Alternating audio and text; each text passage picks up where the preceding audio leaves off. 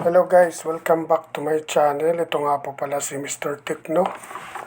Ang ituturo ko po naman sa inyo ngayon ay kung paano po natin tatanggalin yung restricted mode dito sa ating TikTok account. So, ganito lamang po ang gagawin natin.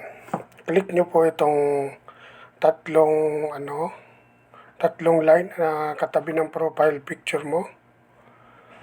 Tapos, punta po kayo dito sa mga settings at privacy. Pagkapindot po ninyo, hanapin nyo po ang video sign dito sa may content at display.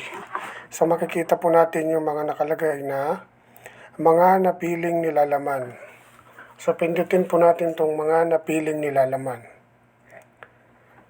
Pag napindot na po siya, pindutin po natin yung restricted na mode.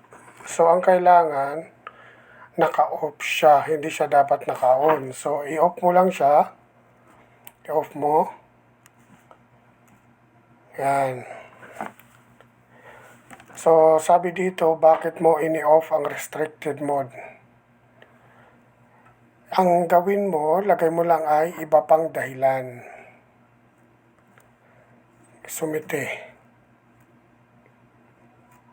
Or, wag na lang yan. Ito na lang, hindi magamit ang live gifting.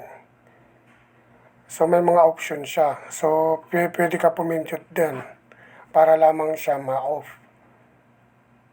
So, ito, pero pinaka-the best na gawin nyo, ito na lang.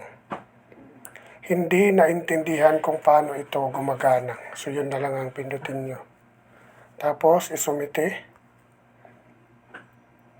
Salamat sa feedback mo. So, ayan na. Naka-off na po siya. Ngayon, ilalagay nyo ngayon yung passcode nyo na dapat alam nyo yung passcode nyo, yung 4 na numbers.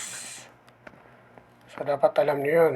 So, ayan guys, natanggal ko na po yung passcode. So, okay na po siya. So, ngayon, babalik po ulit tayo dun sa titingnan natin kung naka-off na yung restricted mode natin. So, balik tayo dito. Tapos, mga settings at privacy. Tapos, balik sa mga napiling nilalaman.